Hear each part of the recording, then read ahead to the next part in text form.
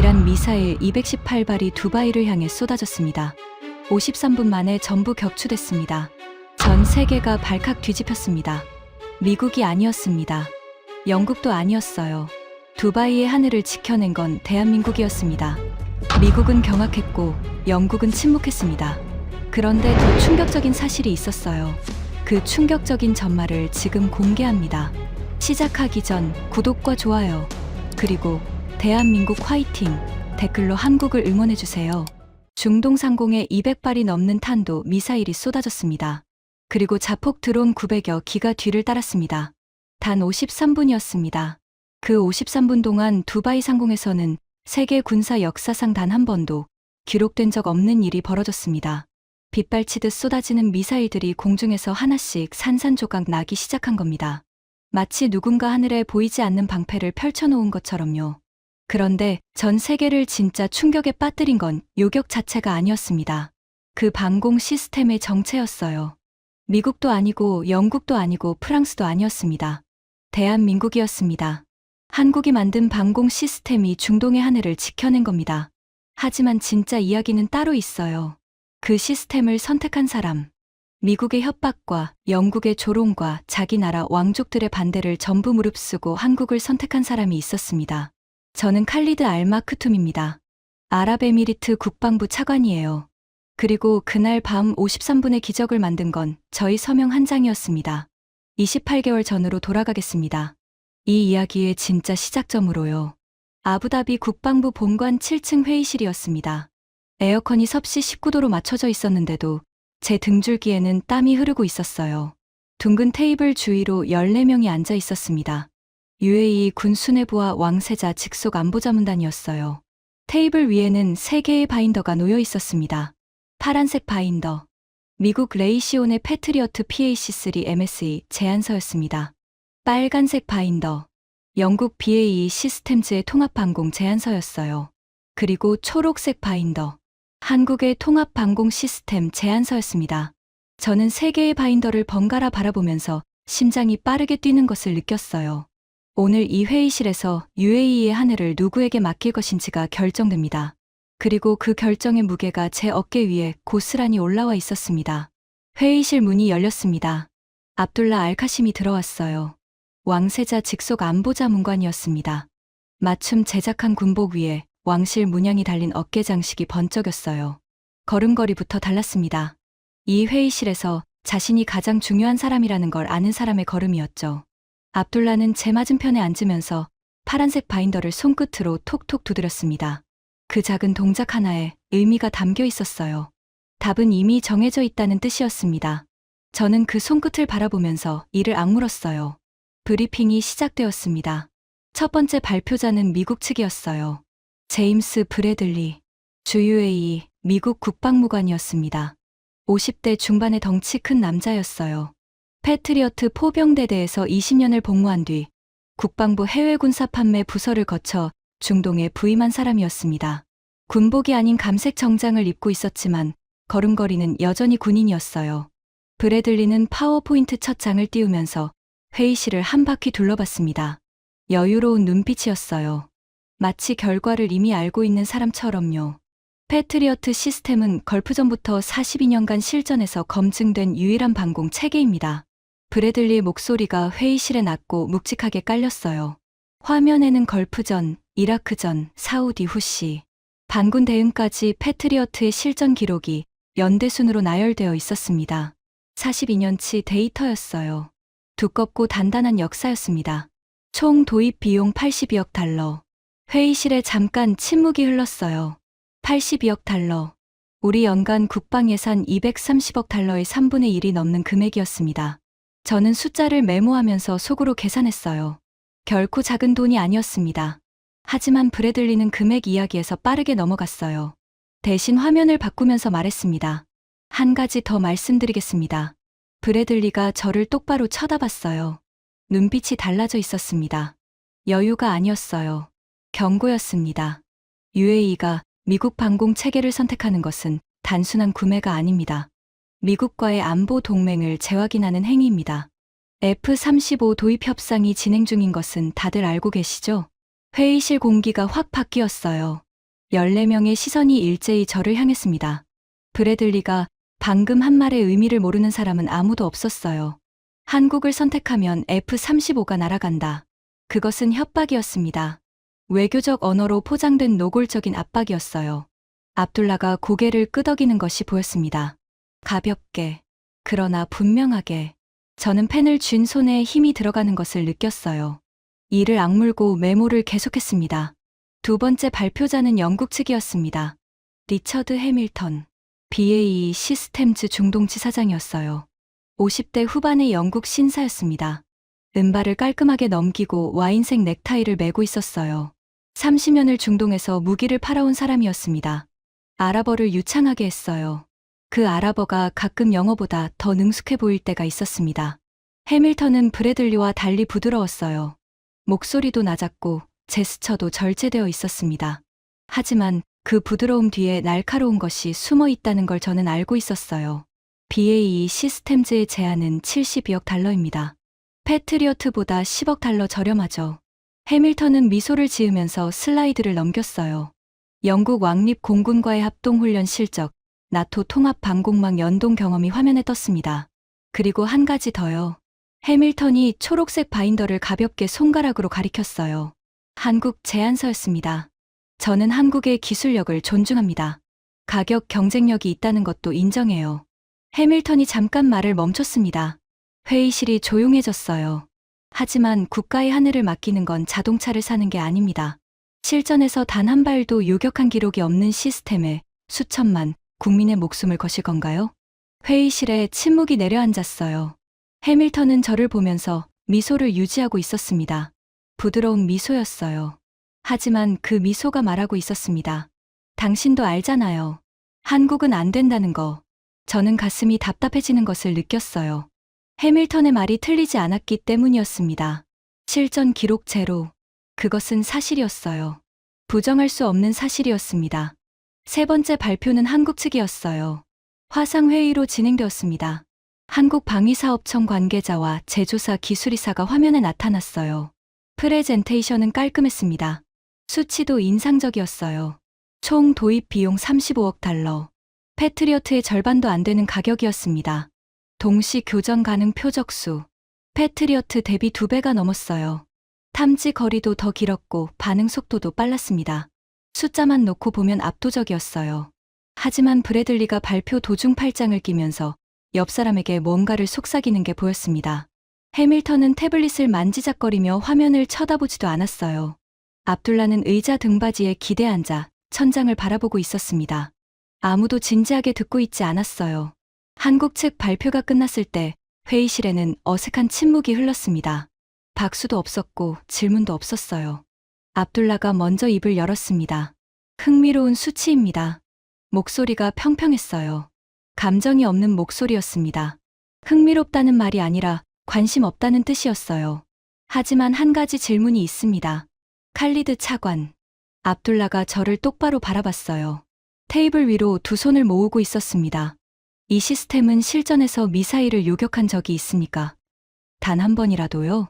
회의실 14명의 시선이 전부 저에게 쏠렸어요. 저는 잠시 아무 말도 하지 못했습니다. 목구멍이 말라붙은 것처럼 느껴졌어요. 답을 알고 있었기 때문이었습니다. 아직 없습니다. 제가 대답하자 압둘라가 고개를 끄덕였어요. 느리게. 예상한 대답이라는 듯이요. 실전 기록이 없는 시스템에 국민의 목숨을 맡기자는 겁니까? 압둘라의 목소리가 한 톤 높아졌어요. 더 이상 평평하지 않았습니다. 날카로웠어요. 미국은 42년입니다. 42년간 실전에서 증명해 온 시스템이에요. 영국은 나토 통합 방공망의 핵심 파트너고요. 그런데 차관께서는 실전 기록이 단 한 줄도 없는 시스템을 추천하시겠다는 겁니까? 만약 이란이 공격하는 날, 그 시스템이 작동하지 않으면 책임은 누가 집니까? 회의실이 얼어붙었어요. 압둘라가 방금 한 말은 단순한 질문이 아니었습니다. 공개적인 경고였어요. 내가 한국을 밀면 그 결과를 내가 감당해야 한다는 뜻이었습니다. 브래들리가 팔짱을 낀 채 고개를 끄덕이고 있었어요. 해밀턴은 미소를 지으면서 펜을 돌리고 있었습니다. 두 사람 모두 같은 생각을 하고 있다는 게 보였어요. 끝났군. 한국은 여기서 탈락이야. 저는 테이블 밑에서 주먹을 쥐었습니다. 손바닥에 손톱이 파고들었어요. 하지만 그 순간 머릿속에서 떠나지 않는 숫자가 하나 있었습니다. 35억 달러의 동시 교전 표적수 2배, 82억 달러를 쓰고도 절반밖에 못 막는 시스템과 35억 달러로 2배를 막을 수 있다는 시스템. 숫자는 거짓말을 하지 않았어요. 하지만 그 숫자를 믿는 사람은 이 회의실에 저 혼자뿐이었습니다. 회의가 끝난 뒤 제 집무실로 돌아왔습니다. 아부다비 국방부 본관 7층 끝 사무실이었어요. 창밖으로 페르시아만이 보였습니다. 오후 햇살의 바다가 금빛으로 빛나고 있었어요. 아름다운 풍경이었습니다. 하지만 저는 그 풍경을 볼 여유가 없었어요. 책상 위에 3개의 바인더가 놓여 있었습니다. 파란색, 빨간색, 초록색. 저는 의자에 앉아 한참 동안 그것들을 바라봤어요. 압둘라의 말이 계속 귓속에서 맴돌았습니다. 실전 기록이 없는 시스템에 국민의 목숨을 맡기자는 겁니까? 틀린 말이 아니었어요. 논리적으로 완벽한 반박이었습니다. 하지만 저는 다른 것도 보았어요. 한국 측 제안서의 기술 사양을 밤새 검토했었습니다. 수치 하나하나를 뜯어봤어요. 레이더 모듈 설계 방식, 탐지 알고리즘 구조, 요격 미사일 유도 체계. 제가 영국 샌더스트에서 배우고 MIT에서 연구한 것들과 비교해봤습니다. 놀라운 점이 있었어요. 한국 시스템은 패트리어트의 복제품이 아니었습니다. 완전히 다른 설계 철학으로 만들어져 있었어요. 패트리어트가 하나의 미사일로 하나의 표적을 추적하는 방식이라면 한국 시스템은 다수의 표적을 동시에 분류하고 우선순위를 매겨서 순차적으로 제거하는 방식이었습니다. 물량 공세에 특화된 설계였어요. 그리고 이란의 군사 독트린이 바로 물량 공세였습니다. 수백 발의 미사일을 동시에 쏘아 방공망을 포화시키는 전략이었어요. 패트리어트는 그 물량에 대응하기 어려운 구조적 한계가 있었습니다. 미국도 그걸 알고 있었어요. 알면서도 82억 달러를 요구하고 있었던 겁니다. 저는 초록색 바인더를 다시 펼쳤어요. 한 페이지 한 페이지를 넘기면서 연필로 밑줄을 그었습니다. 손이 미세하게 떨리고 있었어요. 흥분 때문이 아니었습니다.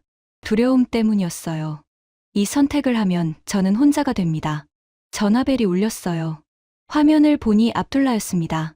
저는 잠시 전화기를 바라보다가 받았어요. 칼리드. 압둘라의 목소리는 회의실에서보다 부드러웠습니다. 하지만 저는 그 부드러움을 믿지 않았어요. 왕세자 전하께서 방공체계 도입권에 관심을 가지고 계십니다. 전하의 뜻은 명확해요. 미국과의 관계가 최우선입니다. 저는 아무 말도 하지 않았어요. 창밖의 바다를 바라봤습니다. 칼리드, 우리는 같은 목표를 가지고 있잖아요. 이 나라를 지키는 거예요. 그런데 검증도 안 된 시스템에 목숨을 걸 필요가 있습니까? 압둘라의 말이 끝나고도 저는 한참 동안 침묵했습니다. 그리고 천천히 말했어요. 압둘라, 고마워요. 생각해 보겠습니다. 전화를 끊었습니다. 손이 차가웠어요. 에어컨 때문이 아니었습니다. 그날 밤이었어요. 저는 집무실에서 나오지 못하고 있었습니다. 책상 위에 3개의 바인더가 여전히 펼쳐져 있었어요. 시계를 보니 밤 11시가 넘어 있었습니다. 그때 이메일이 하나 도착했어요. 발신자는 영국 로이터 통신 중동 특파원이었습니다. 제목은 이랬어요. UAE, 검증 안 된 아시아산 방공 시스템 도입 검토 중. 미국 측 우려.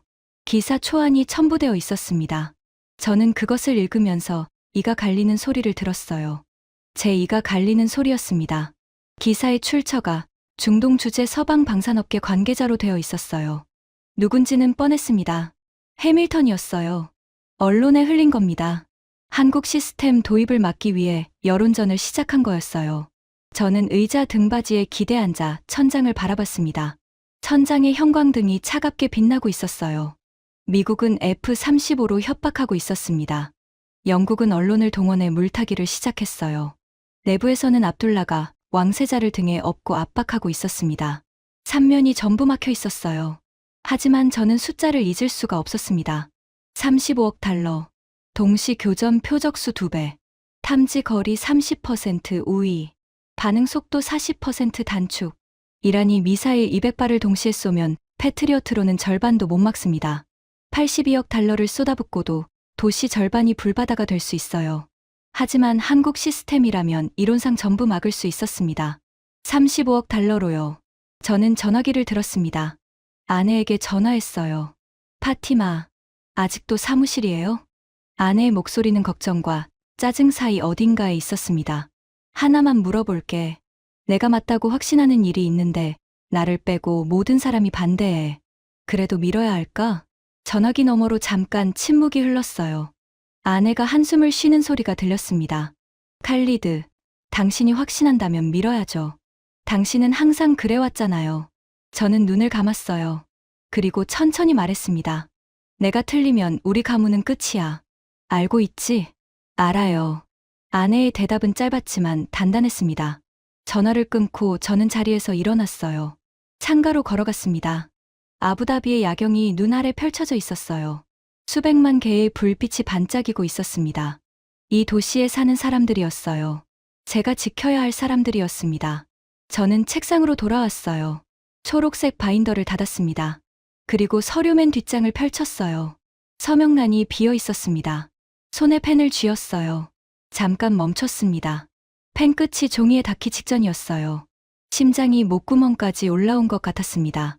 서명했습니다. 그 순간 제 손에서 펜이 떨어졌어요.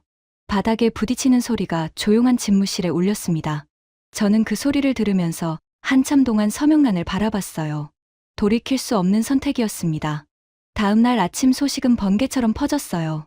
UAE 국방부가 한국산 통합 방공 시스템 도입을 최종 결정했다는 발표가 나간 겁니다. 35억 달러 규모의 계약이었습니다. 반응은 즉각적이었어요. 브래들리가 가장 먼저 움직였습니다. 미국 대사관에서 UAE 외교부로 공식 항해 서한이 전달됐어요.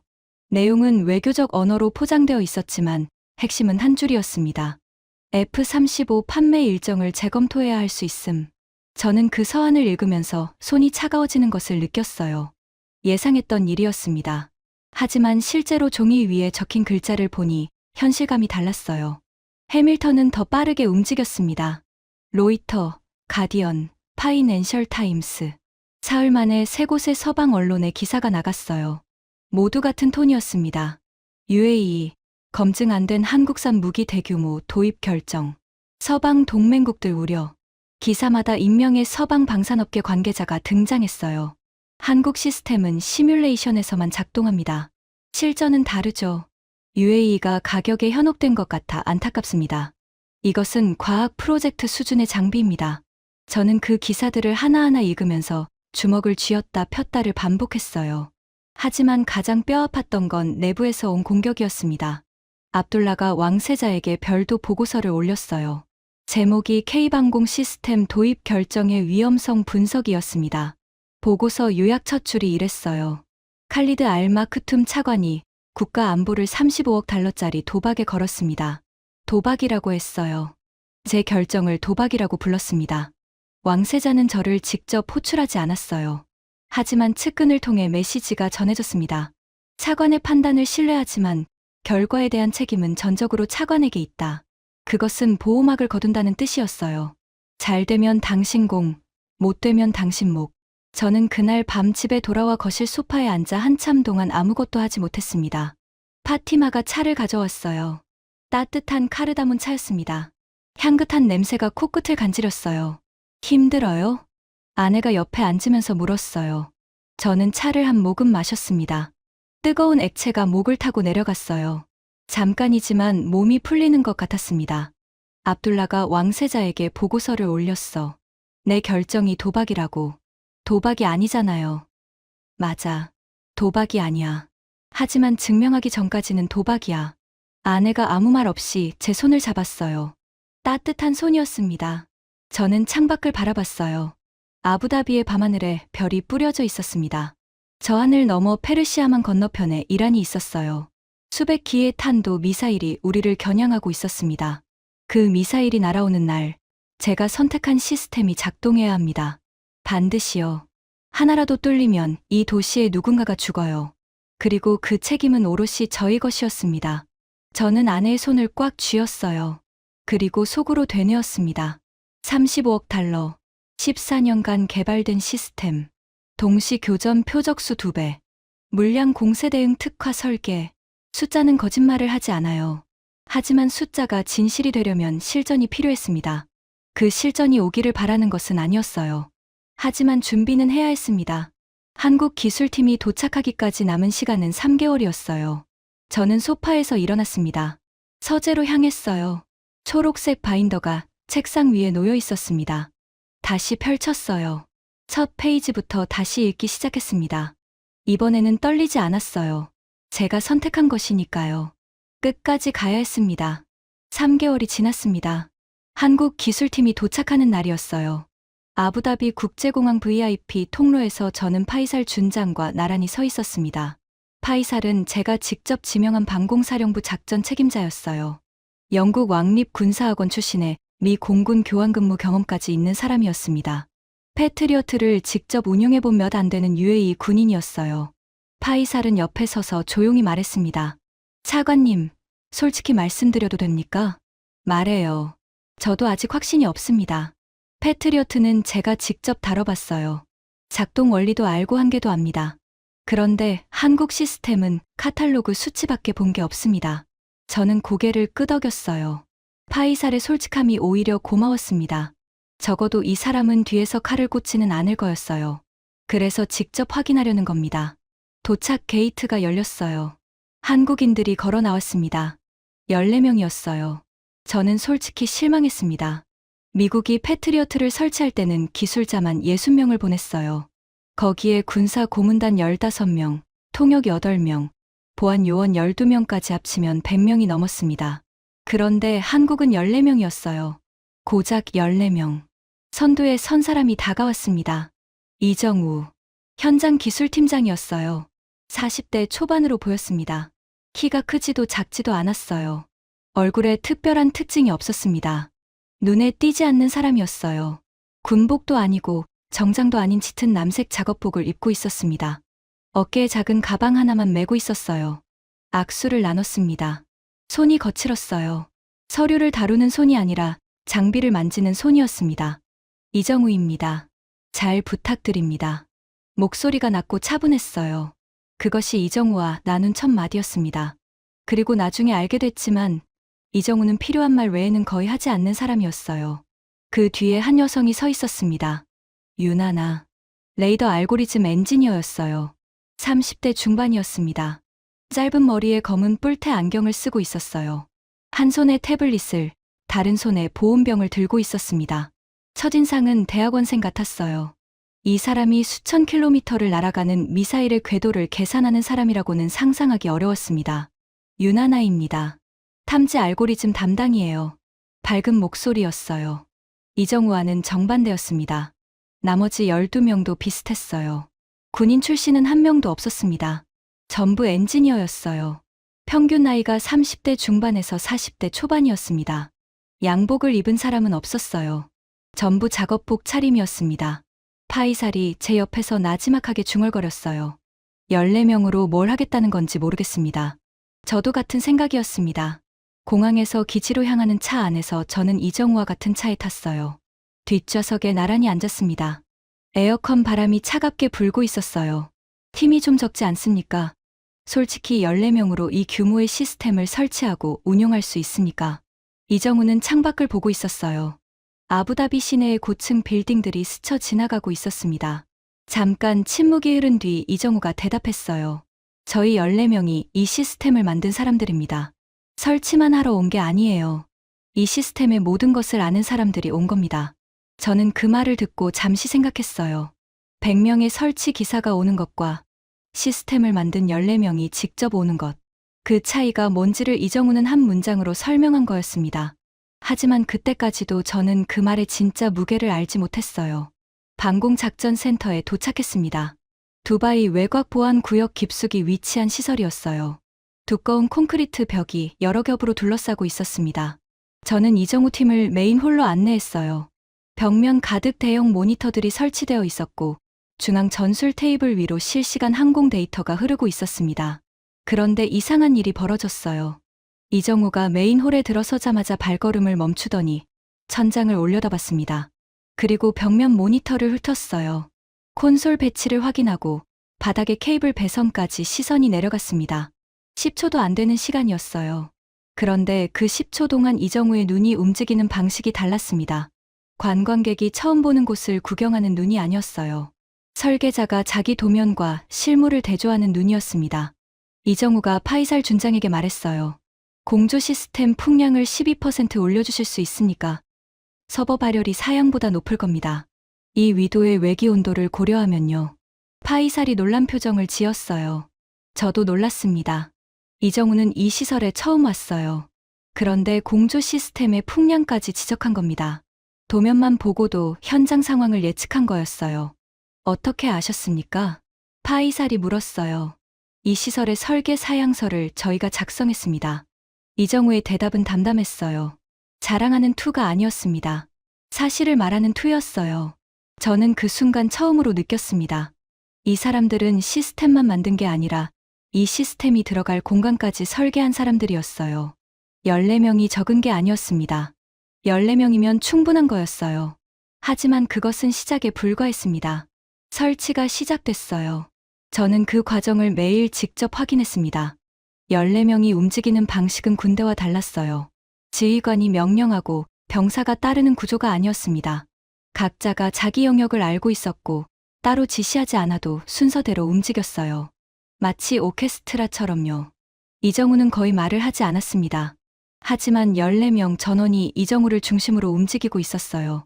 이정우가 화이트보드에 뭔가를 적으면 나머지가 고개를 끄덕이고 흩어졌습니다. 그게 전부였어요. 유나나는 달랐습니다. 말이 많았어요. 하지만 쓸데없는 말은 아니었습니다. 레이더 모듈을 설치하면서 UAE 기술 요원들에게 하나하나 설명했어요. 화면을 가리키며 이건 이래서 이렇고 저건 저래서 저렇다고요. UAE 요원들이 고개를 끄덕이기 시작했어요. 이해하기 시작한 거였습니다. 어느 날 저녁이었어요. 저는 작전센터에 들렀다가 유나나가 혼자 콘솔 앞에 앉아 있는 것을 봤습니다. 시계를 보니 밤 10시가 넘어 있었어요. 아직 안 들어갔어요? 유나나가 화면에서 눈을 떼지 않고 대답했어요. 알고리즘 하나를 수정하고 있어요. 이 위도에서 지구 곡률 보정값이 제가 예상한 것보다 0.3% 차이가 나서요. 0.3%면 무시할 수 있는 수준 아닙니까? 저는 그렇게 물었어요. 솔직히 0.3%는 오차 범위 아니었습니다. 유나나가 그때 처음으로 화면에서 눈을 떼고 저를 봤어요. 안경 너머 눈이 진지했습니다. 실전에서 0.3%가 50m예요. 50m면 미사일이 빌딩 하나를 비키느냐 맞추느냐의 차이입니다. 저는 아무 말도 할 수 없었어요. 고개를 끄덕이고 물러났습니다. 0.3%, 50m, 빌딩 하나.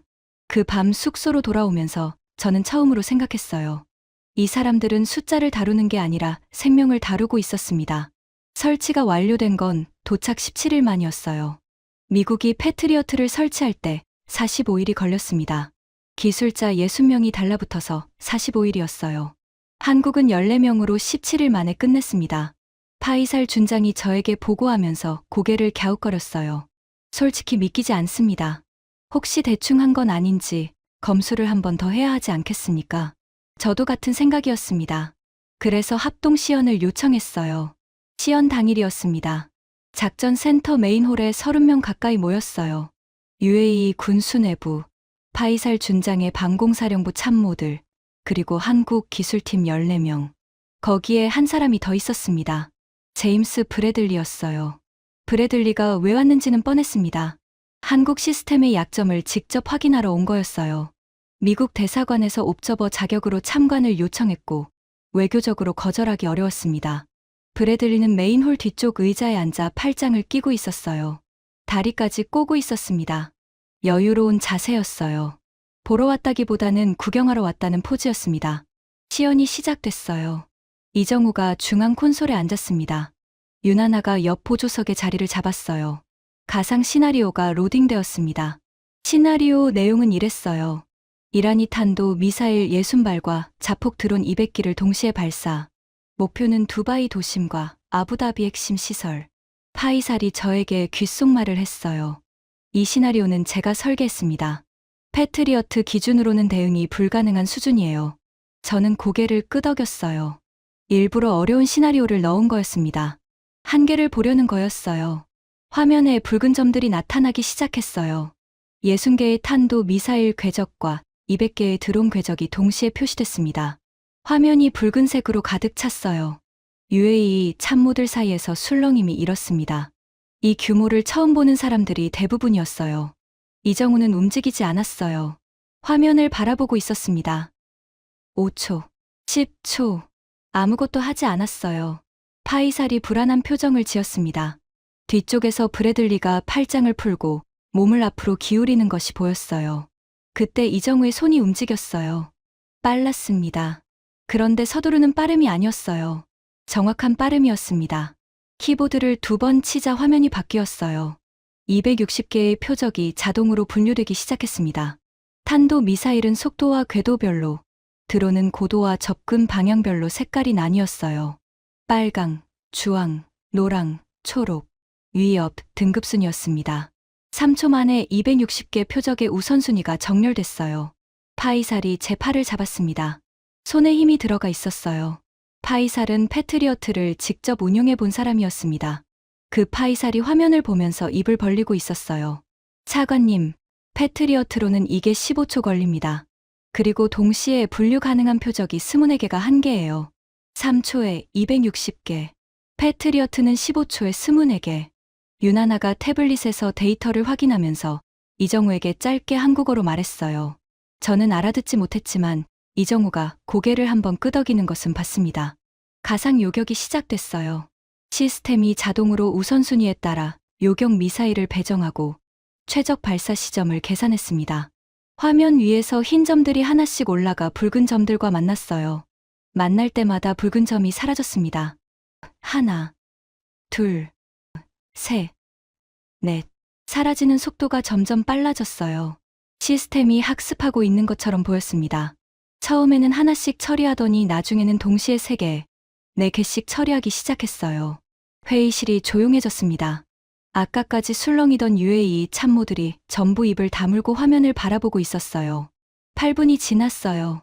가상 시나리오가 종료됐습니다. 화면에 결과가 떴어요. 탄도 미사일 60발 중 58발 요격, 자폭 드론 200기 중 187기 격추, 종합 요격률 94.2%. 파이살이 의자에서 일어섰어요. 그리고 다시 앉았습니다. 뭐라 말하려다 그만둔 것 같았어요. 저는 뒤를 돌아봤습니다. 브래들리를 보려고요. 브래들리의 표정이 달라져 있었어요. 팔짱도 풀려 있었고 다리도 내려와 있었습니다. 몸이 앞으로 기울어져 있었어요. 화면을 뚫어지라 쳐다보고 있었습니다. 여유로운 구경꾼의 자세가 아니었어요. 분석가의 자세였습니다. 하지만 브래들리는 금방 표정을 추스렸어요. 의자 등받이에 다시 기대앉으며 말했습니다. 목소리가 크지 않았지만 조용한 홀에서 모두가 들을 수 있었어요. 인상적인 시뮬레이션이네요. 하지만 시뮬레이션은 시뮬레이션이죠. 실전은 변수가 다릅니다. 그 한마디에 UAE 참모들 사이에서 고개가 움직였어요. 몇 명이 끄덕였습니다. 브래들리의 말도 틀리지 않았기 때문이었어요. 이정우는 아무 반응도 하지 않았습니다. 화면을 바라보고 있었어요. 마치 안 들은 것처럼요. 하지만 유나나는 달랐어요. 유나나가 태블릿을 들고 일어섰습니다. 그리고 브래들리를 똑바로 바라보면서 말했어요. 이 시뮬레이션에 사용된 탄도 미사일 궤도 데이터는 이란 혁명수비대의 실제 발사 패턴을 역분석한 겁니다. 지난 5년간 후시 반군과 헤즈볼라를 통해 수집된 이란 미사일의 비행 특성 데이터 1200건을 반영했어요. 브래들리의 눈이 미세하게 움직였어요. 저는 그것을 놓치지 않았습니다. 유나나가 계속했어요. 물론 시뮬레이션과 실전은 다릅니다. 그래서 저희는 모든 변수의 15% 오차 범위를 적용했어요. 최악의 경우를 가정한 수치입니다. 브래들리가 아무 말도 하지 않았어요. 잠시 뒤 의자에서 일어나 메인 홀을 나갔습니다. 복도에서 전화하는 소리가 희미하게 들렸어요. 저는 그 뒷모습을 보면서 묘한 감정을 느꼈습니다. 통쾌함이었을까요? 아니요. 그보다는 안도감이었어요. 아직 실전이 아니었지만 적어도 숫자가 제 선택을 뒷받침하고 있었습니다. 파이살이 저에게 다가왔어요. 목소리를 낮추고 말했습니다. 차관님, 저도 패트리어트를 직접 다뤄봤지만 이건 처음 보는 수준입니다. 동시 교전 능력이 이 정도라면 이란의 물량 공세에 대한 해답이 될 수 있어요. 저는 고개를 끄덕였습니다. 파이살이 인정하기 시작한 거였어요. 패트리어트를 직접 운용해 본 사람이 말이에요. 하지만 시연이 끝난 뒤에도 저를 찾아온 사람이 있었어요. 리처드 해밀턴이었습니다. 해밀턴은 작전센터 주차장에서 저를 기다리고 있었어요. 검은색 레인지로버 앞에 서서 팔짱을 끼고 있었습니다. 은발에 와인색 넥타이. 항상 깔끔한 사람이었어요. 칼리드, 잠깐 이야기 좀 할 수 있을까요? 해밀턴의 알아보는 유창했습니다. 30년간 중동에서 무기를 팔아온 사람이었으니까요. 오늘 시연을 봤습니다. 해밀턴이 미소를 지으며 말했어요. 인상적이었어요. 정말로요. 한국 엔지니어들이 대단하다는 건 인정합니다. 여기서 끝이 아니라는 건 알고 있었어요. 하지만 이 올 거였습니다. 하지만 칼리드, 당신도 군인 출신이니까 아시잖아요. 시뮬레이션에서 94%가 나와도 실전에서는 70%만 나와도 다행입니다. 패트리어트가 걸프전에서 처음 실전 투입됐을 때 얼마가 나왔는지 아세요? 저는 알고 있었어요. 하지만 가만히 들었습니다. 40%대였어요. 그 40%를 42년 동안 개선해서 지금의 패트리어트가 된 겁니다. 한국 시스템은 아직 그 40%조차 증명하지 못했어요. 해밀턴이 한 걸음 가까이 다가왔어요. 목소리를 낮추며 말했습니다. 칼리드, 지금이라도 늦지 않았어요. BAE가 특별 할인 조건을 준비할 수 있습니다. 기존 견적에서 20% 할인. 여기에 영국 공군과의 합동훈련 패키지까지요. 어떻습니까? 저는 해밀턴의 눈을 바라봤어요. 부드러운 미소 뒤에 간절함이 보였습니다. 아니, 간절함이 아니었어요. 초조함이었습니다. 한국의 35억 달러짜리 계약을 빼앗긴 남자의 초조함이었어요. 해밀턴, 고마운 제안이지만 계약은 이미 체결됐습니다. 계약은 파기할 수도 있어요. 국가 안보가 달린 문제에서 계약서 한 장이 뭐가 중요합니까? 저는 고개를 저었어요. 중요합니다. 국가의 약속이니까요. 해밀턴의 미소가 사라졌어요. 잠깐이었지만 저는 봤습니다. 그 미소 뒤에 숨어 있던 날카로운 것이 잠깐 드러나는 것을요. 30년 후에 후회하지 않으시길 바랍니다. 차관. 해밀턴은 돌아서서 레인지로버에 올라탔어요. 차가 주차장을 빠져나가면서 뒷바퀴가 자갈을 튕겼습니다. 저는 그 차가 사라질 때까지 서 있었어요. 30년 후에 후회하지 않겠느냐고요. 후회는 30년 후가 아니라 이란 미사일이 날아오는 날 결정될 거였어요. 그리고 그날이 30년이나 멀리 있지 않다는 것을 저는 느끼고 있었습니다. 이틀 뒤였어요. 예상하지 못한 연락이 왔습니다. 이스라엘이었어요. 모사드 연락관이 UAE 외교 채널을 통해 비공식으로 접촉해 왔습니다. 내용은 간단했어요. 한국 방공 시스템의 탐지 알고리즘 데이터를 공유할 수 있는지 문의드립니다. 저는 그 메시지를 읽고 의자 등받이에 기대앉았어요. 이스라엘이요. 아이언돔과 다윗의 물매와 에로우를 가지고 있는 나라. 세계에서 가장 촘촘한 방공망을 운용하는 나라가 한국 시스템의 데이터를 원한다고요? 파이살에게 보여줬어요. 파이살도 같은 반응이었습니다. 이건 대체 무슨 의미입니까? 이스라엘은 자기들 시스템에 대한 자부심이 세계에서 가장 강한 나라예요. 그 이스라엘이 한국 시스템에 관심을 보인다는 건 한 가지 의미밖에 없어요. 뭡니까? 자기들이 가지고 있지 않은 뭔가를 한국이 가지고 있다는 뜻이에요. 파이살이 침묵했어요. 그리고 천천히 고개를 끄덕였습니다. 저는 그날 밤 집무실에서 초록색 바인더를 다시 펼쳤어요. 이번에는 떨리지도 불안하지도 않았습니다. 확신이 조금씩 자라고 있었어요. 하지만 확신은 확신일 뿐이었습니다. 증명은 아직이었어요. 그날은 평범한 날이었습니다. 오후에 작전센터를 방문해서 시스템 점검 현황을 확인하고 파이살 준장과 이정우 팀의 UAE 요원 교육 진행 상황을 논의했어요. 유나나가 알고리즘 업데이트 결과를 설명했는데 기동 표적 대응 정확도가 전주 대비 1.2% 향상됐다고 했습니다. 사소한 숫자처럼 들렸지만 유나나는 그것이 실전에서 미사일 3발의 차이라고 했어요. 저녁 7시쯤 집으로 돌아왔습니다. 파티마와 식사를 하고 서재에서 서류를 정리하다가 11시 넘어 잠자리에 들었어요. 자정이 조금 지난 시각이었습니다. 전화가 울렸어요. 한 번이 아니었습니다. 동시에 2개가 울렸어요. 침대 옆 개인 전화와 서재의 보안 회선이 동시에 울렸습니다. 저는 잠에서 깨면서 이불을 걷어찼어요. 보안 회선이 동시에 울린다는 것은 한 가지를 뜻했습니다. 실전 상황이었어요. 보안 회선을 먼저 받았습니다. 파이살의 목소리가 들렸어요. 평소에 차분한 파이살이었지만 이 순간 목소리에 날이 서 있었습니다. 차관님, 이란이 공격을 개시했습니다. 탄도 미사일이 발사됐어요. 규모가 큽니다. 즉시 작전센터로 와주십시오. 저는 이미 옷을 입고 있었어요. 손이 자동으로 움직이고 있었습니다. 군복 상의를 걸치면서 단추를 잠갔어요. 손가락이 떨렸습니다. 단추 하나가 잘 안 잠겼어요. 파티마가 침실 문 앞에 서 있었습니다. 얼굴이 하얗게 질려 있었어요. 말은 하지 않았습니다. 눈만 저를 바라보고 있었어요. 괜찮아. 곧 돌아올게. 거짓말인지 진실인지 저도 몰랐어요. 경호 차량에 올라탔습니다. 새벽 아부다비의 도로는 비어 있었어요. 하지만 반대편 차선에서 군용 차량이 사이렌 없이 빠르게 지나쳤습니다. 한 대, 두 대, 세 대. 같은 방향으로 달리고 있었어요. 작전센터 방향이었습니다. 운전병이 엑셀을 밟았어요. 속도계가 올라갔습니다. 저는 뒷좌석에서 창밖을 바라봤어요. 아부다비의 야경이 스쳐 지나갔습니다. 수백만 개의 불빛이 반짝이고 있었어요. 저 불빛 하나하나가 잠들어 있는 사람이었습니다. 아무것도 모른 채 잠든 사람들이요. 저는 주먹을 쥐었어요. 이가 갈렸습니다. 내가 선택한 시스템이 오늘 밤 증명돼야 합니다. 아니, 증명이라는 단어가 아니었어요. 작동해야 했습니다. 지금 이 순간 작동하지 않으면 저 불빛들이 꺼져요. 사람이 죽는 거였습니다. 작전센터에 도착했을 때 입구 경비가 평소 2명에서 6명으로 늘어 있었어요. 보안 절차가 강화되어 있었습니다. 복도를 빠른 걸음으로 걸었어요. 군화 소리가 여기저기서 울리고 있었습니다.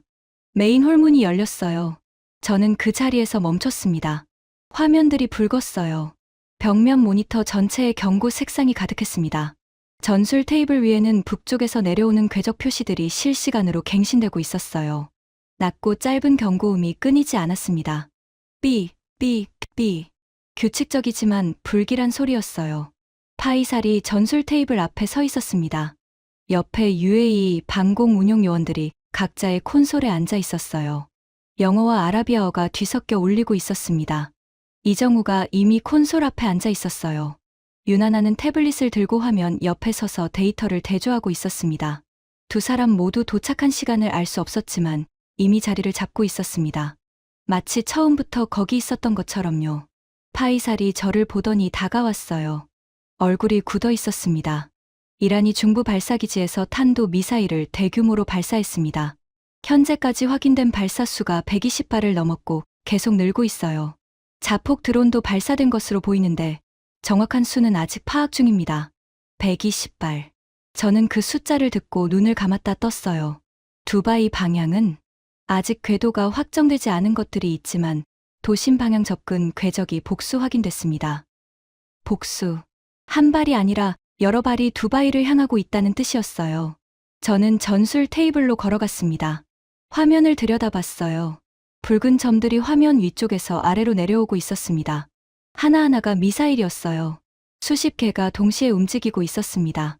그때 화면 한쪽에서 숫자가 갱신됐어요. 확인된 총 발사 수 145발. 방금 전 120이었는데 이미 145였습니다. 시스템이 표적을 새로 추가할 때마다 콘솔에서 경고음이 울렸어요. 피피, 피피, 피피. 간격이 짧아지고 있었습니다. 그만큼 표적이 빠르게 늘어나고 있다는 뜻이었어요. 저는 숨을 천천히 내쉬었어요. 심장이 갈비뼈를 때리는 것 같았습니다. 28개월 전이었어요. 아부다비 국방부 7층 회의실에서 초록색 바인더에 서명한 날이. 그때 제 손이 떨렸던 것처럼 지금 제 심장이 떨리고 있었습니다. 하지만 그때와 다른 것이 하나 있었어요. 그때는 선택의 순간이었습니다. 지금은 증명의 순간이었어요. 더 이상 선택할 것은 없었습니다. 이미 선택은 끝났어요. 화면에 숫자가 다시 갱신됐어요. 172발. 자폭 드론 600기 이상 추정. 파이살이 저를 봤습니다. 눈이 말하고 있었어요. 이건 시뮬레이션 시나리오보다 큽니다. 저는 고개를 끄덕였어요. 알고 있었습니다.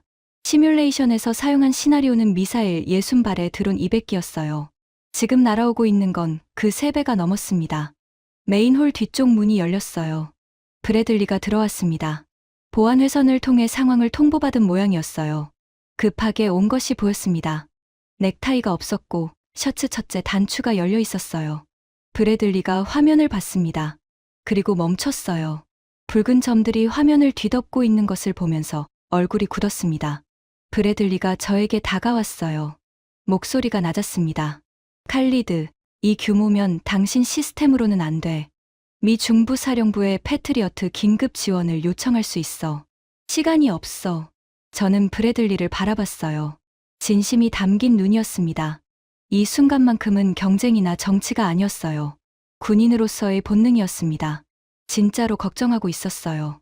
하지만 저는 알고 있었습니다. 패트리어트 지원이 온다 해도 최소 6시간이 걸려요. 미사일은 30분 안에 도착합니다. 시간이 없었어요.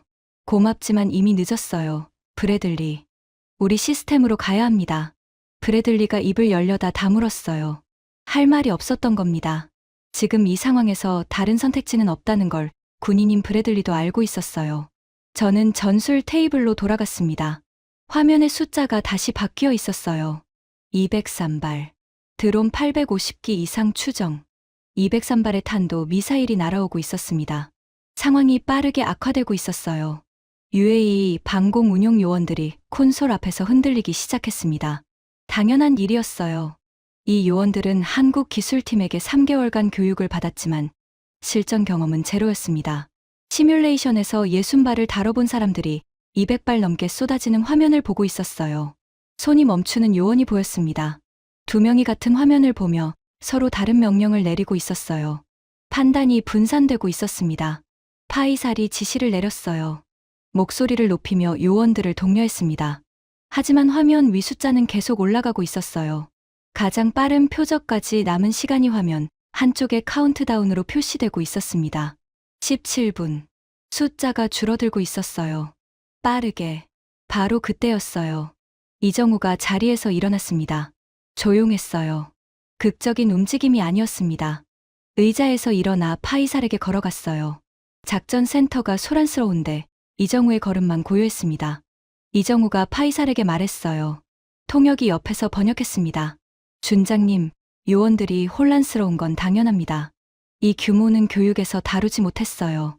저희가 콘솔을 직접 운용하겠습니다. 저는 그 말을 듣고 숨이 멈추는 것 같았어요. 민간인 기술자가 실전 작전의 콘솔을 직접 운용하겠다고요? 어떤 교범에도 없는 상황이었어요. 파이살이 저를 돌아봤습니다. 판단을 구하는 눈이었어요. 저는 화면을 봤어요. 카운트다운이 15분으로 줄어 있었습니다. UAE 요원들의 손이 여전히 떨리고 있었어요. 두 명이 동시에 같은 표적에 명령을 입력하는 바람에 시스템, 경고음이 울렸습니다. 15분. 결정할 시간이 없었어요. 파이살, 이양하세요. 제가 말했어요. 짧은 문장이었지만 그 한마디가 입 밖으로 나오기까지 28개월간의 모든 무게가 실려 있었습니다. 파이살이 고개를 끄덕였어요. 그리고 작전센터에 명령을 내렸습니다. 모든 운용 권한을 한국 기술팀으로 이양한다. 작전센터가 잠시 조용해졌어요. UAE 요원들이 서로를 바라봤습니다. 이게 맞나 하는 눈빛이었어요. 하지만 이정우는 이미 움직이고 있었습니다. 중앙 통제 콘솔에 앉았어요. 윤하나가 옆 보조석에 자리를 잡았습니다. 두 사람이 화면을 나눠 맡았어요. 이정우는 표적 분류와 요격 우선순위를, 윤하나는 궤도 계산과 요격 타이밍을 담당했습니다. 나머지 한국 기술팀 12명도 움직였어요.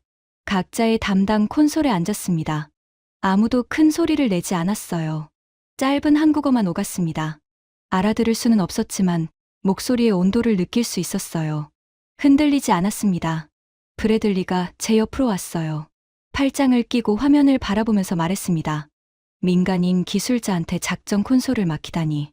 미쳤어. 칼리드, 이건 역사상 어느 군대에서도 한 적 없는 일이야. 저는 브래들리를 돌아보지 않고 대답했어요. 이 시스템을 가장 잘 아는 사람이 이 시스템을 운용해야 합니다. 지금 이 방에서 그 사람은 저 2명이에요. 브래들리가 입을 다물었어요. 카운트다운이 12분으로 줄어들었습니다. 이정우의 손이 키보드 위에서 움직이기 시작했어요. 화면에 표시된 203개 이상의 표적들의 우선순위가 매겨지기 시작했습니다. 빨강, 주황, 노랑, 초록. 색깔이 나뉘어졌어요.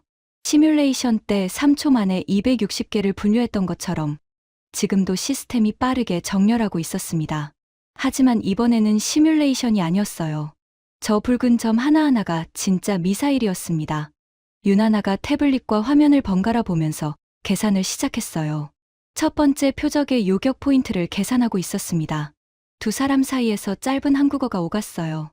이정우가 고개를 끄덕였습니다. 발사 준비 완료. 카운트다운이 10분을 넘기고 있었어요. 첫 번째 표적이 요격하는 구역에 진입하고 있었습니다. 작전 센터 안의 모든 소리가 잠깐 사라지는 것 같았어요. 무전 소리도, 군화 소리도, 경고음마저 배경으로 물러나는 것 같았습니다. 이정우가 말했어요. 발사. 화면에 흰 점이 하나 생겼습니다. 표적을 향해 올라가고 있었어요. 흰 점이 붉은 점을 향해 올라갔어요. 두 점이 가까워지고 있었습니다. 화면 위에서 거리 수치가 빠르게 줄어들었어요. 유나나가 짧게 말했어요. 궤도 일치. 요격 미사일이 표적의 궤도와 교차점을 잡았다는 뜻이었습니다. 두 점이 만났어요. 붉은 점이 사라졌습니다. 화면에서 깜빡이다가 꺼졌어요. 작전센터 안에서 누군가가 짧게 탄성을 질렀어요. 파이살의 어깨가 한순간 올라갔다 내려왔습니다. 하지만 이정우는 움직이지 않았어요. 화면을 바라보고 있었습니다. 다음 표적이 이미 화면 위에서 내려오고 있었으니까요. 두 번째 요격. 성공. 세 번째. 성공. 네 번째. 성공. 저는 전술 테이블 앞에 서서 숫자를 세고 있었어요. 손가락으로 세다가 포기하고 머릿속으로 세기 시작했습니다. 다섯 번째. 성공. 여섯 번째에서 문제가 생겼어요. 유나나가 화면을 보더니 손이 빨라졌습니다. 이정우와 짧은 대화가 오갔어요. 목소리 톤이 변하지는 않았지만 대화의 속도가 빨라졌습니다. 표적의 궤도가 변하고 있었어요. 기동하는 탄도 미사일이었습니다. 불규칙하게 경로를 바꾸면서 내려오고 있었어요. 저는 그것이 무엇을 의미하는지 알고 있었습니다. 이란이 기동 탄두를 섞어보낸 거였어요. 고정 궤도, 미사일은 계산이 상대적으로 쉽지만 기동 탄두는 실시간으로 변하는 궤도를 따라잡아야 합니다. 난이도가 차원이 다른 문제였어요. 유나나의 손이 태블릿 위에서 빠르게 움직였어요. 숫자를 입력하고 지우고 다시 입력하고 있었습니다. 실시간 궤도 재계산이었어요. 발사창이 줄어들고 있었어요. 몇 초 안에 발사하지 않으면 요격 기회를 놓치는 상황이었습니다. 이정우가 유나나를 봤어요. 유나나가 고개를 끄덕였습니다. 발사. 흰 점이 올라갔어요. 불규칙하게 움직이는 붉은 점을 향해 각도를 수정하면서 올라가고 있었습니다. 실시간으로 궤도를 바꾸고 있었어요. 유나나의 알고리즘이 작동하고 있었습니다. 매일 밤 0.3%를 수정하던 그 알고리즘이요. 두 점이 가까워졌어요. 가까워졌습니다. 영중. 붉은 점이 꺼졌어요. 저는 테이블 모서리를 잡고 있던 손에서 힘이 빠지는 것을 느꼈습니다. 작전 센터에서 이번에는 더 큰 탄성이 터졌어요. 하지만 아직 끝이 아니었습니다. 화면에는 여전히 수십 개의 붉은 점이 남아 있었어요. 7번째 요격. 성공. 8번째. 성공. 9번째. 실패. 저는 심장이 철렁 내려앉았어요. 화면에서 붉은 점 하나가 요격 미사일을 회피하고 계속 내려오고 있었습니다. 이정우의 손이 바로 움직였어요. 2차 요격 미사일을 배정했습니다. 유나나가 수정된 궤도를 계산했어요. 2차 발사. 흰 점이 다시 올라갔습니다. 이번에는 다른 각도에서 접근했어요. 영중. 붉은 점이 꺼졌습니다. 저는 숨을 내쉬었어요. 가슴이 조여들었다 풀리는 것을 반복하고 있었습니다. 10번, 11번, 12번. 연속으로 성공했어요. 시간이 흐르면서 이정우와 유나나의 움직임이 하나의 리듬을 만들어내고 있었어요. 이정우가 표적을 지정하면 유나나가 계산하고, 이정우가 발사하면 유나나가 다음 표적의 궤도를 미리 분석하고 있었습니다. 두 사람 사이에 말이 점점 줄었어요. 끄덕임과 짧은 단어만으로 소통하고 있었습니다. 14년을 함께 만들어 온 사람들의 호흡이었어요. 20번째 요격이 성공했을 때 저는 시계를 봤습니다. 첫 발사로부터 18분이 지나 있었어요. 그때 화면에 새로운 경고가 떴습니다. 기동 탄두 3발이 동시에 접근하고 있었어요. 3발 모두 불규칙하게 궤도를 바꾸면서 내려오고 있었습니다. 서로 다른 방향에서 동시에 접근하고 있었어요. 이란이 의도적으로 방공망을 포화시키려는 패턴이었습니다. 파이살이 화면을 보면서 얼굴이 하얘졌어요. 세발 동시 기동 탄도는 시뮬레이션에서도 안 해본 시나리오입니다. 저도 알고 있었어요. 이건 상정하지 못한 상황이었습니다. 브래들리가 화면을 보면서 중얼거렸어요. 패트리어트도 이건 못 막아. 기동 탄두 세발 동시 교전은 이론상 불가능해. 저는 이정우를 봤어요. 이정우의 등이 보였습니다. 콘솔 앞에 앉아 화면을 바라보는 등이었어요. 미동도 없었습니다. 유나나의 손이 미친 듯이 태블릿 위에서 움직이고 있었어요. 세 발의 궤도를 동시에 계산하고 있었습니다. 한 손으로 태블릿을 잡고 다른 손으로 화면의 데이터를 확인하고 있었어요. 10초가 지났어요. 20초. 유나나가 태블릿을 내려놓았습니다. 그리고 이정우에게 짧게 말했어요. 이정우가 고개를 끄덕였습니다. 세 발 동시 발사. 지금. 화면에 흰 점 3개가 동시에 나타났어요. 스레 방향으로 흩어지면서 각각의 표적을 향해 올라갔습니다. 작전 센터가 조용해졌어요. 숨소리도 안 들렸습니다. 3개의 흰 점이 3개의 붉은 점에 다가갔어요. 붉은 점들은 여전히 불규칙하게 움직이고 있었고, 흰 점들은 그것을 실시간으로 따라가고 있었습니다. 첫 번째. 영중. 붉은 점이 꺼졌어요. 0.8초 뒤 두 번째. 영중. 꺼졌습니다. 또 0.5초 뒤 세 번째. 저는 눈을 감지 못했어요. 화면을 뚫어지라 쳐다보고 있었습니다. 영중. 세 번째 붉은 점도 사라졌어요. 기동 탄두 세 발 동시 격추. 작전 센터에서 함성이 터졌어요. 파이살이 주먹을 불끈 쥐었습니다. UAE 요원들이 소리를 질렀어요. 누군가는 옆 사람의 어깨를 잡았고, 누군가는 두 손으로 머리를 감싸쥐고 있었습니다. 저는 전술 테이블을 두 손으로 짚고 서 있었어요. 다리에 힘이 풀리는 것 같았습니다. 눈가가 뜨거워졌어요. 하지만 이정우는 움직이지 않았습니다. 화면을 바라보고 있었어요. 다음 표적이 이미 내려오고 있었으니까요. 저는 그 등을 바라봤어요. 넓지 않은 등이었습니다. 군인의 등이 아니라 엔지니어의 등이었어요. 하지만 그 등 위에 이 도시의 하늘이 올라가 있었습니다. 브래들리는 아무 말도 하지 않고 서 있었어요. 메모장을 꺼내 뭔가를 적다가 멈추고 화면을 바라보다가 다시 적기를 반복하고 있었습니다. 분석가의 본능이 돌아온 것 같았어요. 하지만 손이 떨리는 것이 보였습니다. 요격은 계속됐어요. 30번째, 40번째, 50번째. 시간이 흐를수록 이정우와 유나나의 움직임이 더 정교해졌어요. 시스템이 실전 데이터를 축적하면서 예측 정확도가 올라가고 있었습니다. 처음에 6번째에서 한 번 실패했던 것과 달리 40번째 이후로는 1차 요격 성공률이 눈에 띄게 높아졌어요. 53분이 지났습니다. 화면에서 마지막 붉은 점이 사라졌어요. 경보음이 멈췄습니다. 작전 센터 안이 갑자기 조용해졌어요. 아까까지 울리던 경고음이 멈추자 그 침묵이 오히려 귀를 먹먹하게 만들었습니다. 파이살이 무전기에 대고 짧게 말했어요. 작전 종료. UAE 요원들이 긴 숨을 내쉬었어요. 누군가의 어깨가 무너지듯 내려앉았습니다. 오랜 시간 긴장을 유지하고 있던 사람들이 비로소 그것을 놓는 순간이었어요. 저는 콘솔 쪽을 바라봤습니다. 이정우는 여전히 자리에 앉아 있었어요. 화면, 데이터를 확인하고 있었습니다. 유나나도 태블릿을 들고 수치를 정리하고 있었어요.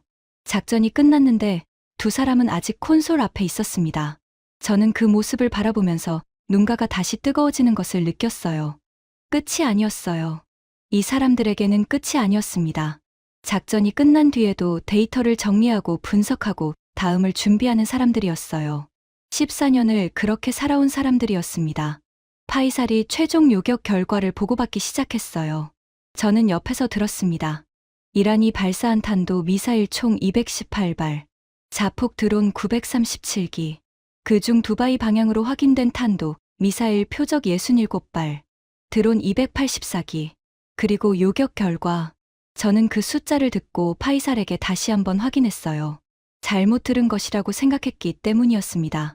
파이살이 천천히 다시 한번 읽어줬어요. 맞았습니다. 저는 두 손으로 얼굴을 감쌌어요.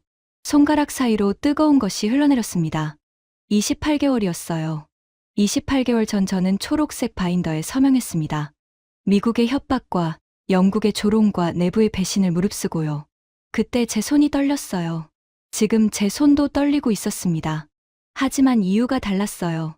53분. 53분 만에 모든 것이 증명됐습니다. 파이살이 최종 집계를 마쳤습니다. 종이 한 장을 들고 제 앞에 섰어요. 손이 미세하게 떨리고 있었습니다. 패트리어트를 직접 운용해 본 군인의 손이 떨리고 있었어요. 차관님, 최종 결과입니다. 파이살이 숫자를 읽기 시작했어요. 두바이 방향탄도 미사일 67발, 요격 성공 64발, 요격률 95.5%, 자폭 드론 284기, 격추 271기, 격추율 95.4%, 기동탄두 포함 전체 표적 351개, 종합 요격률 95.4%. 저는 그 숫자를 듣고 파이살에게 물었어요. 다시 한번 읽어주세요. 파이살이 천천히 다시 읽었습니다. 같은 숫자였어요. 95.4%. 저는 의자 등받이에 기대 앉았어요. 천장을 바라봤습니다. 형광등 불빛이 흐릿하게 보였어요. 눈가가 젖어 있었기 때문이었습니다. 시뮬레이션에서 94.2%가 나왔었어요. 통제된 환경에서 가상 표적을 상대로 나온 수치였습니다. 그때도 인상적이었어요. 그런데 실전에서 95.4%가 나왔습니다. 시뮬레이션보다 실전이 더 높았어요. 이것은 상식적으로 불가능한 일이었습니다. 어떤 무기 체계든 실전 성능은 시뮬레이션보다 떨어지는 게 정상이에요. 변수가 많고 스트레스가 있고 예상치 못한 상황이 발생하니까요. 하지만 이 시스템은 실전에서 더 잘 작동했어요. 시스템이 실전 데이터를 실시간으로 학습하면서 예측 정확도가 올라간 거였습니다. 브래들리가 다가왔어요. 파이살에게서 종이를 건네받아 숫자를 확인했습니다. 한 번, 두 번, 세 번, 세 번을 확인했어요. 그리고 종이를 내려놓으면서 말했습니다. 이건 불가능한 수치야. 브래들리의 목소리가 달라져 있었어요. 28개월 전 회의실에서 여유로운 표정으로 패트리어트를 설명하던 그 목소리가 아니었습니다. 3개월 전 시뮬레이션을 보면서 시뮬레이션은 시뮬레이션이죠 라고 말하던 목소리도 아니었어요. 당혹감이었습니다. 20년간 패트리어트를 분석해 온 사람이 자기가 알고 있는 세계의 규칙이 깨지는 것을 목격한 사람의 목소리였어요. 패트리어트의 역대 최고 실전 요격률이 얼마인지 아나? 브래들리가 저에게 물었어요. 물어보는 게 아니라 자기 자신에게 확인하는 것 같았습니다. 알고 있습니다. 저는 알고 있었어요. 그 수치는 오늘 밤 이 화면에 표시된 숫자보다 한참 아래에 있었습니다. 브래들리가 주머니에서 전화기를 꺼냈어요. 그리고 메인 홀을 나갔습니다. 복도에서 낮은 목소리가 들렸어요. 영어였습니다. 저는 몇 마디를 알아들었어요. 본국에 긴급 전문을 보내야 합니다. 지금 즉시요. 한국 시스템의 실전 데이터를 분석해야 합니다. 이건 우리가 알고 있는 수준이 아닙니다. 브래들리의 목소리에 다급함이 묻어 있었어요. 28개월 전 F-35로 협박하던 남자가 지금 본국에 긴급 보고를 하고 있었습니다. 한국 시스템을 분석해야 한다고요. 저는 그 목소리를 들으면서 가슴 속에서 뜨거운 것이 올라오는 것을 느꼈어요. 통쾌함이었을까요? 아니었어요. 그보다 깊은 감정이었습니다. 안도감이었어요. 그리고 동시에 무거운 책임감이었습니다. 95.4%. 그 숫자 뒤에 실패한 5%가 있었어요. 요격하지 못한 미사일 3발과 드론 13기. 그것들은 사막지대에 떨어졌어요. 인명피해는 없었습니다. 하지만 만약 그것들이 도심에 떨어졌다면요? 95.4%는 자랑할 숫자이기 전에 4.6%를 줄여야 하는 숫자였어요. 메인홀 뒤쪽 문이 다시 열렸어요. 이번에는 예상하지 못한 사람이었습니다. 리처드 해밀턴이었어요. 해밀턴이 왜 이 시간에 작전 센터에 있는지는 모르겠지만 아마 브래들리와 같은 경로로 상황을 통보받은 것 같았어요. 셔츠에 구김이 있었고 은발이 흐트러져 있었습니다. 30년간 깔끔함을 유지해온 해밀턴을 이런 모습으로 본 건 처음이었어요. 해밀턴은 메인홀에 들어서더니 벽면 모니터를 봤어요. 요격 결과가 화면에 표시되어 있었습니다. 해밀턴의 발걸음이 멈췄어요. 화면의 숫자를 바라봤습니다. 5초, 10초. 아무 말도 하지 않았어요. 그리고 돌아섰습니다. 한마디도 없이 메인홀을 나갔어요. 복도로 나가는 해밀턴의 뒷모습이 보였습니다. 등이 굽어 있었어요. 30년간 중동에서 무기를 팔아온 남자의 등이 처음으로 굽어 있었습니다. 복도에서 전화 소리가 희미하게 들렸어요. 런던에 연결해주세요. 지금 즉시. 한국 방공 시스템에 대한 기술 분석 보고서가 필요합니다. 긴급입니다. 저는 그 소리를 들으면서 입술을 깨물었어요. 28개월 전 해밀턴이 제게 했던 말이 떠올랐습니다. 30년 후에 후회하지 않으시길 바랍니다. 차관. 30년은커녕 28개월이었어요. 그리고 후회하는 건 저가 아니라 해밀턴이었습니다. 하지만 진짜 사이다는 그 다음이었어요. 새벽 4시가 넘은 시각이었습니다. 메인홀에 남아있는 사람은 많지 않았어요. 교대 인원들이 들어오고 있었고 밤새 근무한 요원들이 하나둘 빠져나가고 있었습니다. 메인홀 입구에서 발소리가 들렸어요. 저는 돌아봤습니다. 압둘라 알카심이었어요. 압둘라는 군복 차림이었습니다. 왕실 문양이 달린 어깨 장식이 형광등 아래서 빛나고 있었어요. 하지만 얼굴은 달랐습니다. 28개월 전 회의실에서 저를 공개적으로 몰아붙이던 그 냉정한 얼굴이 아니었어요. 압둘라가 메인홀을 가로질러 저에게 걸어왔어요. 걸음이 느렸습니다. 한 걸음 한 걸음에 무게가 실려 있었어요. 저는 가만히 서서 압둘라를 바라봤습니다. 압둘라가 제 앞에 멈춰 섰어요. 두 사람 사이에 1m 남짓한 거리가 있었습니다. 작전센터의 모니터 빛이 두 사람의 얼굴을 파랗게 비추고 있었어요. 압둘라가 입을 열었어요. 칼리드. 한마디였어요. 제 이름이었습니다. 그리고 압둘라가 오른손을 내밀었어요. 저는 그 손을 바라봤습니다. 28개월 전 파란색 바인더를 톡톡 두드리던 손이었어요. 왕세자에게 밀고 보고서를 올렸던 손이었습니다. 국가 안보를 도박에 걸었다고 쓴 손이었어요. 그 손이 지금 제 앞에 내밀어져 있었습니다. 당신이 옳았습니다.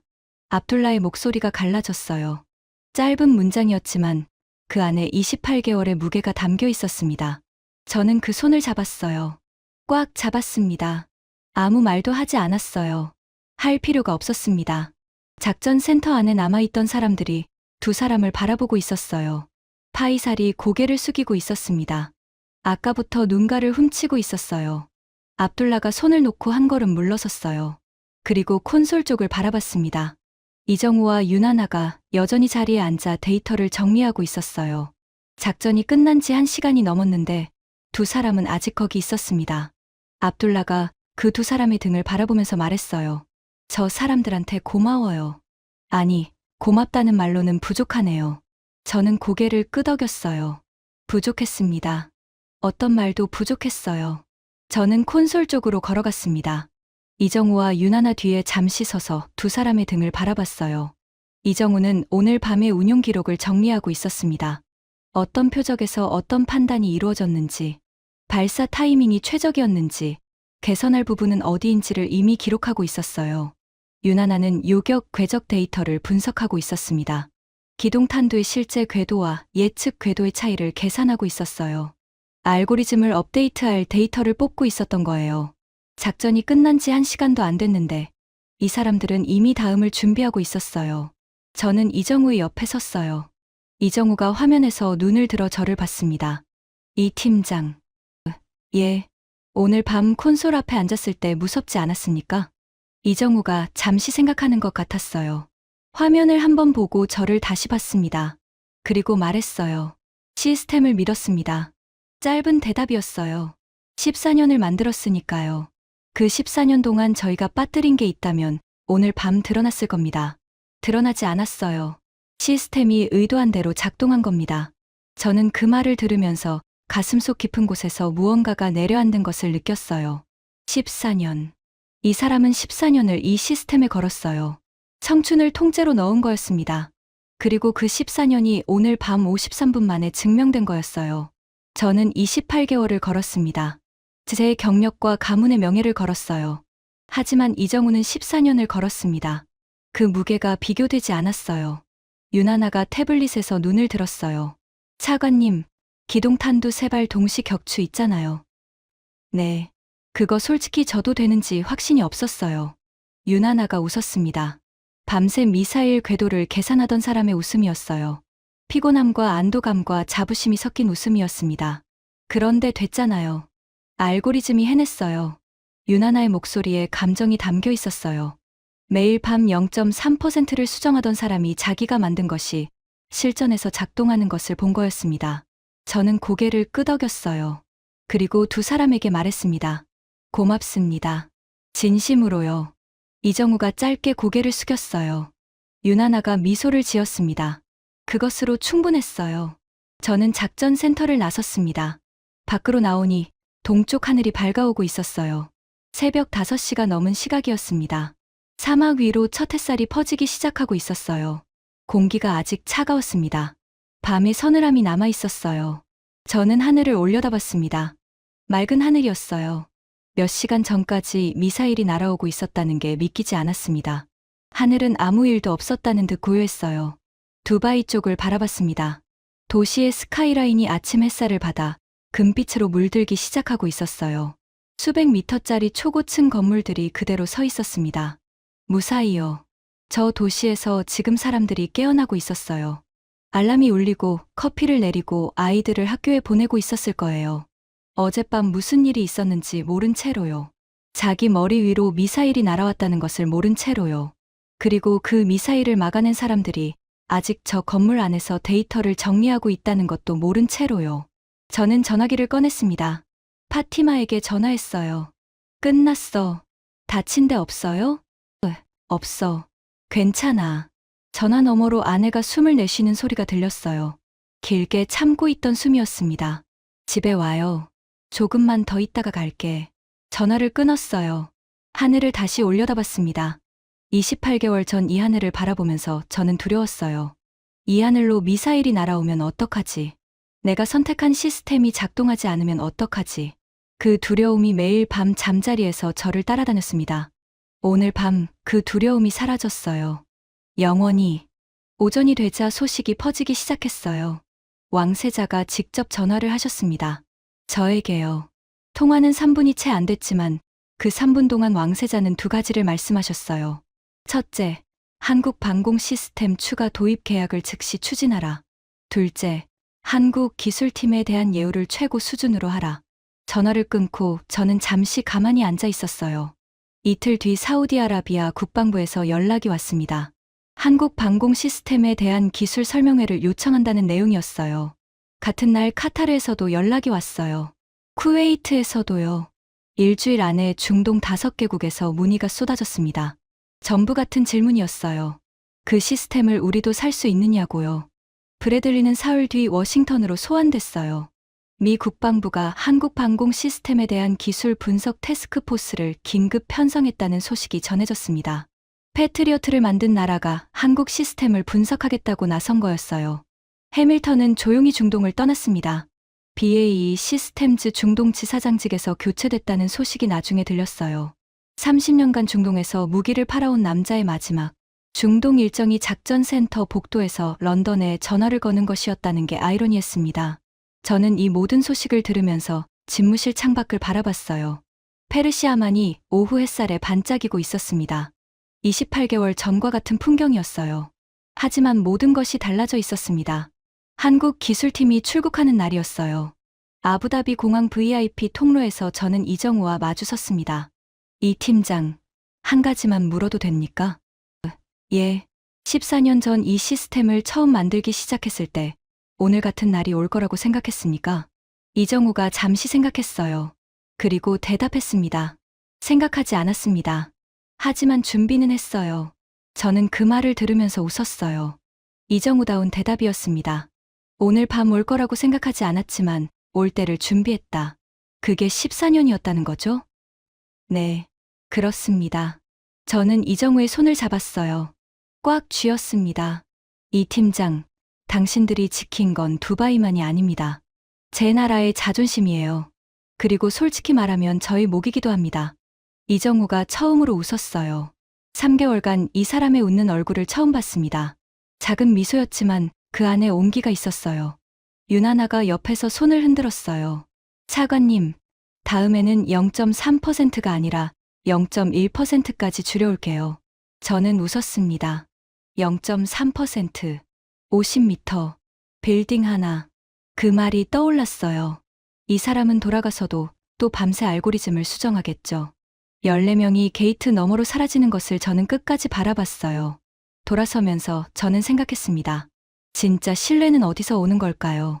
계약서에서 오지 않습니다. 동맹선언에서도 오지 않아요. 무기 전시회의 화려한 부스에서도 오지 않습니다.